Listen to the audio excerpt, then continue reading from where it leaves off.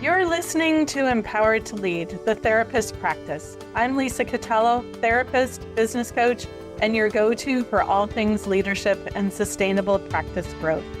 This is your space for real talk, smart strategies, and grounded support to help you lead with confidence, work with intention, and build a business that actually works for you.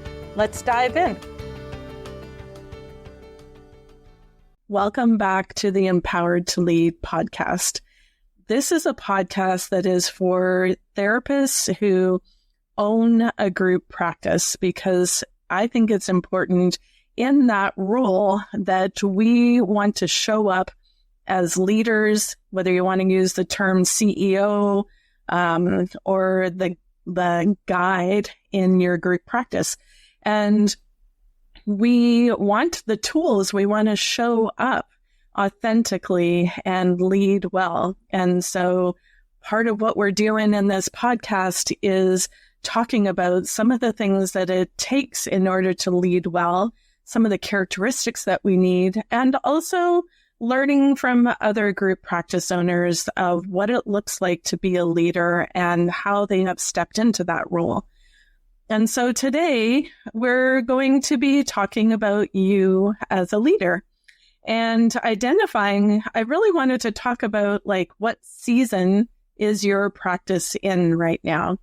And a lot of times we put pressure on ourselves to show up differently or to be a leader of a 20-person group practice when we're actually at 2, or we haven't caught up to the fact that we're leading 15 to 20 people and how that changes us as a leader.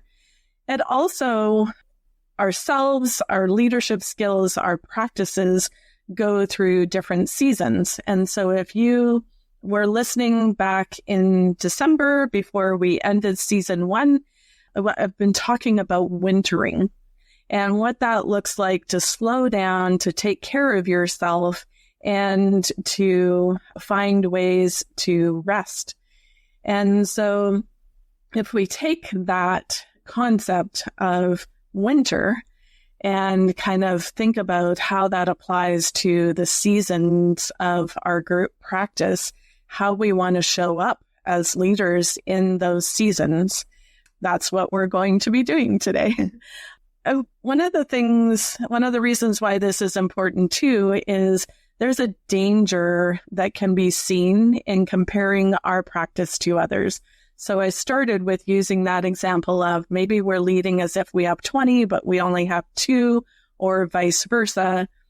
A lot of times we look at other group practices and we think that's where I want to be, or why can't I have a practice that looks like that? What are they doing that I'm missing?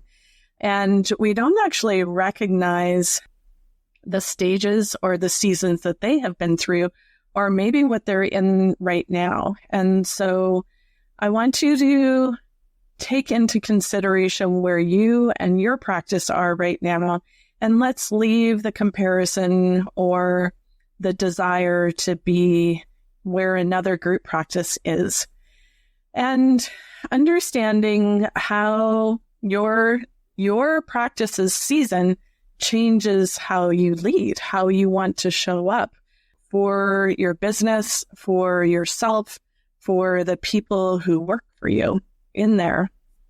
So if we take the concept of 4 different seasons, so whether you want to call it spring, or I guess starting with winter, spring, summer, fall, or one of the terms that I'm going to use today are planting, so kind of starting with spring, growing, tending, and harvesting. And so as you think about the season that you're in, let's identify what season that would be. So if I'm talking about a planting season, that could be somebody who is just getting started with a group practice. You've been in private practice and now you're adding people on. You're excited. You're building foundations. You're creating systems. You are mapping out how this is going to be. If I think about a friend of mine who has a huge garden, she maps out her garden every winter and plans out how much of this plant she wants and what that looks like. So we are planting. If you are in that stage, you are typically new, but maybe you're not new. Maybe you started a group practice and you're planting because now you are realizing that you need foundations and systems. So maybe you thought you were in growing or tending, but actually you need to come back and look at what it looks like to plant. And then the other stage could be growing. So you have a demand that is increasing. You're getting more clients through the door. Maybe you got it, getting more therapists who are interested because you've created a great work environment and you're looking at hiring people, expanding. What does growth look like in a stage or a season of wonderment in some ways and momentum moving forward? Another season would be the season of tending. And so you've been through planting, you've been through growing, and now actually it's a time to stabilize, to sometimes slow down. It might feel like slowing down, but just to maintain, sustain. And so you're defining or stabilizing the different roles in your business. What do you want to be? Who do you want to be as a leader? Who do you need in place in order to continue the growth that you've had, maintain the culture that you want, strengthen the relationships that you have in marketing or within your team or your visibility in the community? So that is the tending season. The harvesting season is you're starting to reap the benefits. You have all of those systems in place. You've got a great team. Pretty much things are rolling along. You're refining rather than creating. You may be starting to step back a little bit or shift how your leadership is, who is taking over some of your responsibilities, because now you don't have to work quite so hard. You don't have to generate so much. So you're harvesting, you're reaping the benefits of all of those other seasons. How do you identify which season you're in? So maybe you have a bit of a glimpse in the way that I described them. Here's a couple of things that you want to look at as you determine which season are we in our practice, what season am I in as a leader. Look at your team dynamics. Are they going well? Are they things that are moving along? And so you're kind of harvesting the connection that's been built or the structure that's there, what that looks like, how people are interacting with each other and with you. Looking at how it feels for you to show up for your team and interact with them, what kind of investment you are putting into them. Another pointer or understanding of what season you're in is look at your revenue patterns. So are you in a place where you are growing and you're needing to add income or explore income opportunities? Are you in a place where, we're stabilizing, we're maintaining? And so we're not really like growing the bottom line right now, but we are maintaining and it's in a good and healthy place. How do you want to keep it there? What do you need, or do you need to grow it? You want to look at your personal energy to identify what season you're in. Are you kind of looking for, okay, I need to breathe a little bit. I need to sustain and to slow down a little bit. And so maybe I'm in the tending season. Or one of the examples that I was just using is last year was the year of the snake. 2025 was the year of the snake. I just found out. And so that was a season, turns out for me, it fits very well, of shedding skin. And so if I were to look at 2025, I would say that was maybe a little bit of harvesting and tending, maybe a little mix of those two seasons. And now as I look at 2026 is the year of the horse, and I pictured this fiery horse and let's go get shit done and make things happen. And so I imagine that would be a season of growing. But there's a part of me that wants to be moving forward. I want to be a horse on the beach. And so there's momentum, but there's pleasure and there's beauty and there's movement forward, but in a way that doesn't require quite so much energy. And so where are you at in your personal energy? How does that fit into planting, growing, tending, or harvesting? And then another way to determine which season you're in is how often are you reacting versus how often are you planning? So if you are reacting a lot and having to put out fires or feeling like I don't have the answer for this, you may be in the planting mode, even if you've got an established business, or you may be in the growing mode. So I don't quite have all my systems in place. I'm not exactly where I want to be. There's a little bit of fire under me, and so I am reacting versus I'm planning, like I'm looking forward. Who do we want to be? How do we want to show up? How are we growing what we've already made happen? And so I am in planning mode. And one other way to say that is how much are you working in the business versus on the business?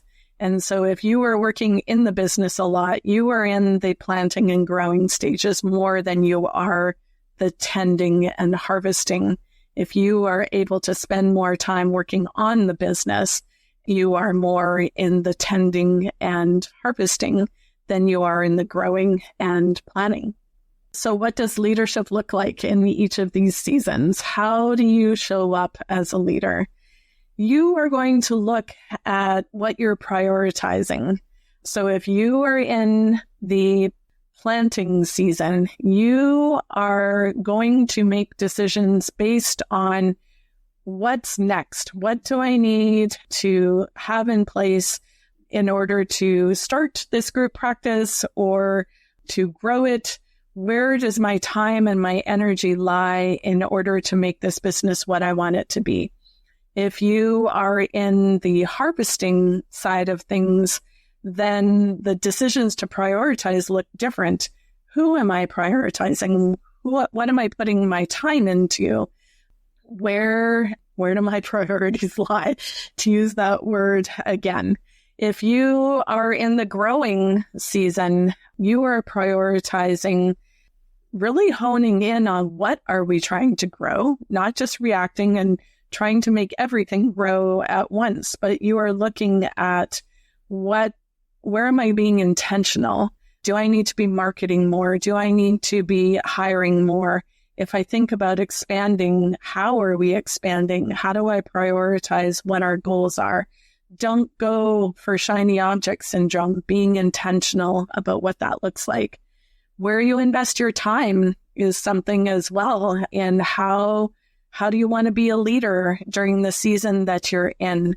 Sometimes when we're in the planting and the growing season, that means that there is time away from family, or there's time away from seeing clients, or it feels like you're exhausted all the time because you're investing your time everywhere.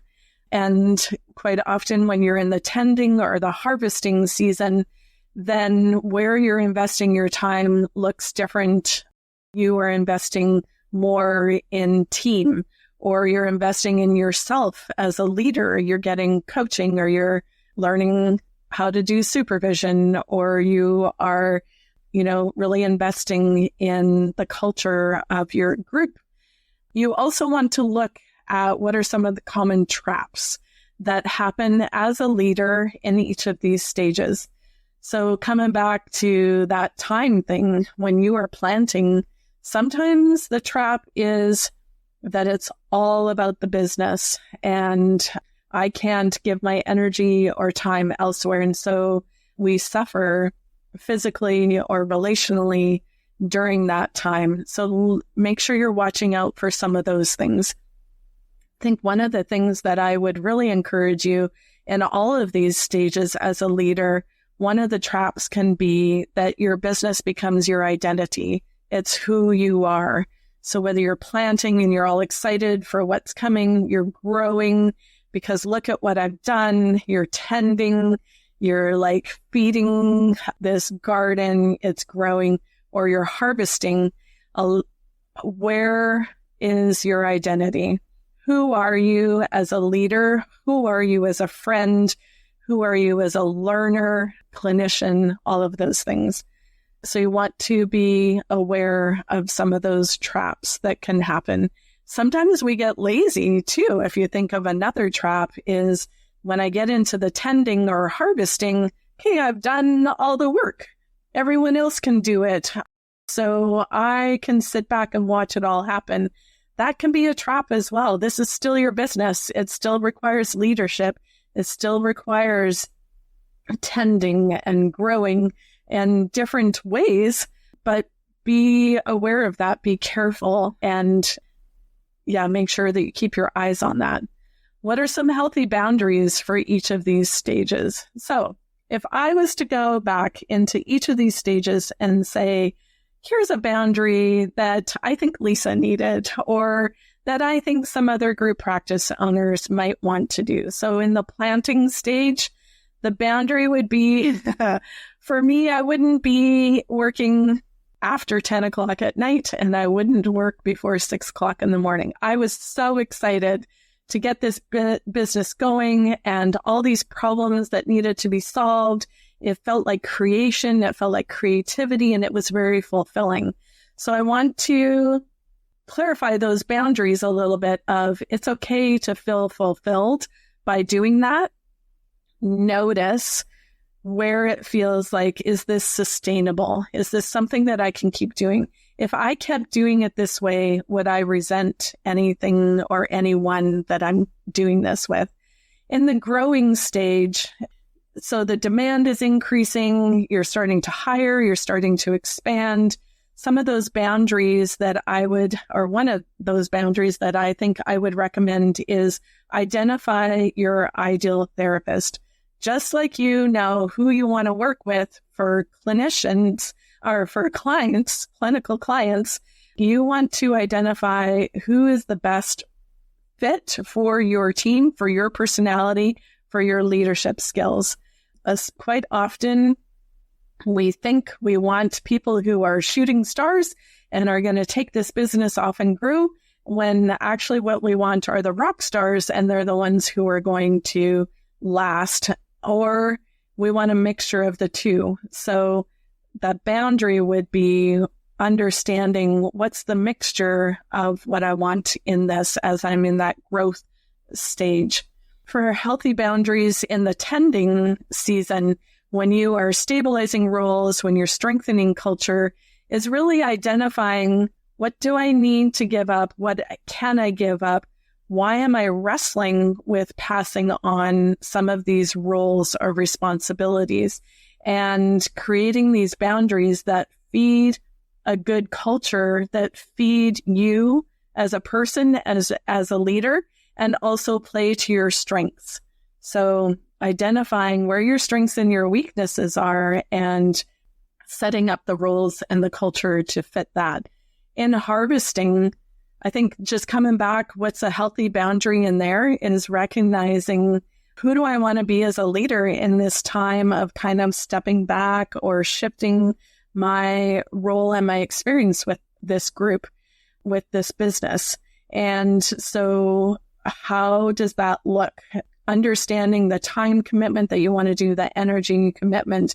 And like I said before, don't just peace out without being very clear about how that looks, what people can expect from you and what you can expect from them in order to do that well. Why does your season matter as we go into 2026? Why are we even talking about these 4 different seasons? There's a couple of points in there. It reduces pressure, and the pressure to be somebody or something or at a stage that you are not.